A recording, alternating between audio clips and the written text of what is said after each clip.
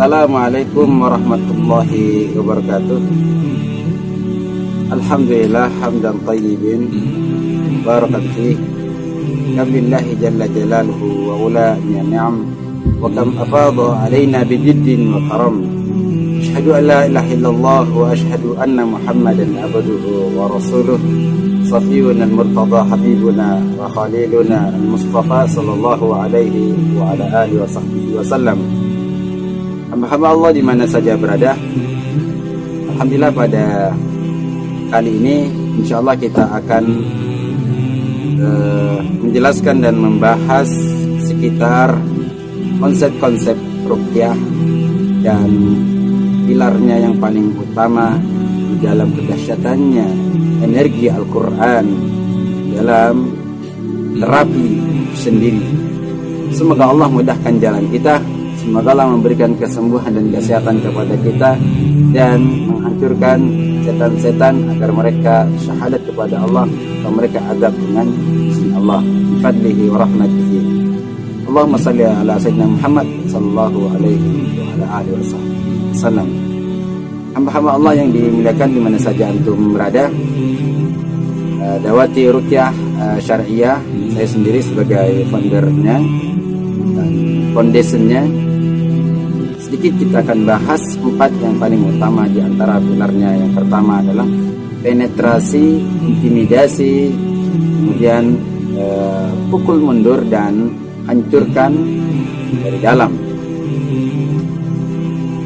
Jadi yang pertama di dalam proses ruqyah itu kita harus bongkar, terobos dulu apa yang menjadi sebabnya, ya. Bagaimana kita terobos ke dalam sana, jantung pertahanan titik terakhir mereka, jantung terkecil, lapisan paling dalam daripada qalbu itu sendiri. Kemudian intimidasi adalah kita serang dia atau kita takutkan dia dengan azab-azab Allah, ya, membicarakan nikmat-nikmat Allah kepada apa? Kepada siapa yang kita khitabkan tadi. Jika memang mereka tidak keluar atau mereka tidak tobat, maka kita pukul mundur, ya, pukul mundur. Kita serang mereka, tentunya dengan pertahanan yang kokoh, iman yang kuat. Insya Allah mereka akan hancur, karena kita mempunyai wali pelindung Allah, sedangkan mereka, wali mereka siapa? Tidak ada. Setan pun kabur mendengarkan ayat-ayat Allah, ya, sebagaimana dikisahkan dalam sebuah hadis Abu Hurairah radhiyallahu anhu. Kemudian terakhir hancurkan mereka dari luar ataupun dari dalam.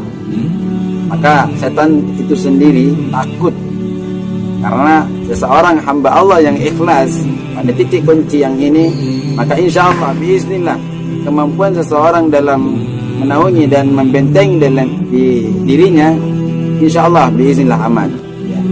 Baik, bagaimana cara-caranya? Apa konsep ruqyah itu sendiri? Ruqyah tidak sembarangan, ya.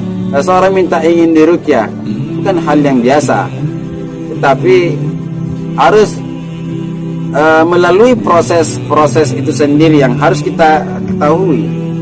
Bukan sembarangan, saya minta diruqyah, saya bayar berapapun, ada yang penting saya sembuh. Bukan seperti itu caranya, ya. Mau dikasih uang berapapun saya bisa sembuh, bukan seperti itu. Ukurannya bukan seperti itu. Tapi yang paling terpenting adalah yang pertama, itu tadi, lakukan serang balik. Pertama, bantu umat itu. Allah pasti akan membantu Anda. Terus, blokade sumber energi. Blokade sumber energi. Dengan caranya apa? Dengan taubat kepada Allah. Taubat. Kemudian putuskan siklus maksiat. Jika mana kita masih melakukan hal-hal yang diharamkan Allah seperti maksiat, maka tentu kekuatan ruqyahnya kurang atau tidak ada, dan tidak sama sekali punya efek untuk yang diruqyah. Kemudian seranglah dia dari dalam. Ini yang 4 pilar pembahasan dari 4 pilar tadi. Serang dari luar. Caranya dengan mendengarkan ruqyah mediator MP3, atau memang minta di ruqyah, mandi air ruqyah atau sabun ruqyah, seperti itu. Kemudian hancurkan dari dalam, hentikan makanan-makanan yang Allah telah haramkan, ya. Kemudian konsumsi herbal sunnah yang telah diproses melalui ruqyah itu sendiri, tentunya dengan orang-orang yang dipercaya, seperti Rehab Hati ataupun Dawati Ruqyah Syar'iyah, foundernya Ustadz Unai, ya. Kemudian foundernya Dawati Ruqyah saya sendiri. Karena kebanyakan di Indonesia ini para peruqyah di mana-mana banyak sekali kita temukan, tapi keistiqomahan, keudhabitan, kekuatan akidahnya, masya Allah, ya, ataupun manhajnya kurang ataupun hancur. Maka untuk melalui tingkat yang paling utama dalam peruqyah itu sendiri, memperhatikan siapa yang meruqyah. Baik, hentikan makanan yang haram, konsumsi herbal ruqyah ataupun herbal sunnah yang telah di ruqyah itu sendiri. Rekonstruksi dan murnikan akidah Anda atau akidah si peruqyah itu sendiri.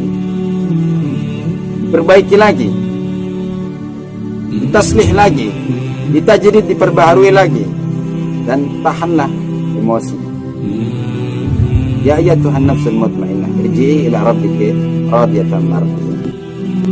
Hamba-hamba Allah di mana saja berada, di dalam konsep itu sendiri, kalau kita telah berbicara tentang pilar-pilar utama di dalam ruqyah itu sendiri, maka konsep yang pertama adalah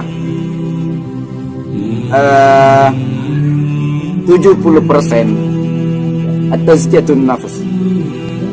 Tazkiyatu an-nufus, pensucian jiwa, pembersihan hati dari noda-noda yang hitam.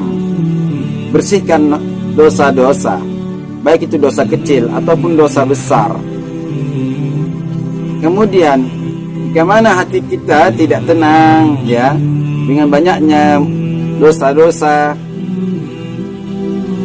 segala aktivitasnya hal-hal yang haram, maka hatinya perlu diluruskan, harus dibersihkan, harus dicuci. Dicuci dengan apa? Dengan taubatun nasuha, ya. Kemudian menahan emosi, menahan amarah, mengakui kesalahannya, membuang hal-hal yang syubhat, membuang hal-hal yang haram, ilmu-ilmu hitamnya ataupun itu ilmu putih, ya, Allahu a'lam mereka namakan demikian. Seluruh bentuk kemusyrikan, seluruh hal-hal yang berkaitan dengan hal-hal yang haram, hapus, tinggalkan semuanya. Kemudian 5%-nya adalah terapi ruqyah itu sendiri. Jadi ruqyah itu nomor sekian. Saya sendiri sebagai peruqyah tidak mau dibayar berapapun harga, yang penting saya sembuh. Bukan hal itu yang saya pinta, bukan hal itu yang saya maksud dan tujuan saya meruqyah orang, tetapi bagaimana dia mengakui Allah sebagai Sang Khalik, sebagai pemilik kesembuhan dalam pendakian kesembuhan, ya, pemilik penyakit, pemilik kesembuhan Allah, bukan manusia. Manusia hanya perantara saja, menyembuhkan, membantu prosesnya, ya. Ibarat kita bawa perahu, ya, kita punya perahu ingin membawa orang untuk melewati sebuah pulau itu sendiri dalam melewatinya. Baik. Kemudian 15% terapi mandiri. Terapi mandiri kekuatannya, akurasinya, derajatnya lebih kuat. Maka kekuatan ruqyah mandiri ini 3%, derajatnya lebih kuat daripada ruqyah biasa, ruqyah atau diruqyahkan oleh orang. Kemudian hijrah. Hijrah itu mengembalikan seluruhnya kepada Allah. Hal-hal yang mensekutukan Allah ditinggalkan. Ya. Hal-hal yang haram, hal-hal yang syubhat, ibadahnya masih belang bentong kata Jawa Baratnya, masih nggak jelas, atau bahasa pekennya rurubu, maka tinggalkanlah. Bukan masalah berapa bayarannya agar saya sembuh, tidak. Tetapi bagaimana Anda mengakui Allah sesuai dengan konsep ini. Atas jatuh nafas pertama, baru pengakuan diri terhadap Al-Quran itu sendiri dan mengimani segala bentuknya, dan perintah-perintah Allah yang wajib, dan sunnah-sunnah Rasulullah SAW, ataupun hal-hal yang wajib dari sunnah, maka kerjakanlah. Hamba-hamba Allah di mana saja berada, cukup sampai di sini. Semoga video ini bermanfaat, barakah. Mohon untuk disebarluaskan kepada kawan-kawan. Barakallahu fikum wa nafa'ani bima fihi minal ayati wa dzikril hakim. Allah berfirman, wa yunazzilul Qur'an ma huwa shifaa wa rahmatul lil mu'minin wa la yazidu adh-dhalimina illa khasara. Assalamualaikum warahmatullahi wabarakatuh.